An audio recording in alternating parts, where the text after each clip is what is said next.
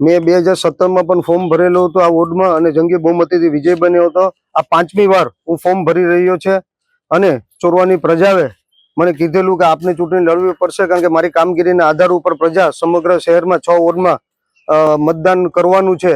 અને જ્યારે અમે ફોર્મ ભરવા ગયા ત્યારે પ્રજાએ ચુકાદો તો આપી દીધો, સંપૂર્ણ બહુમતી તો આપી દીધી, પણ આ 24 સીટ માટે મહેનત થઈ રહી છે। અને કાલ રાત્રે પ્રજાએ મને આશીર્વાદ પણ આપી દીધા છે કે તમારી કામગીરીના આધાર ઉપર જે ચોરવાની પ્રજામાં જે કામ કરતા છે એને જ મત મળવાનો છે।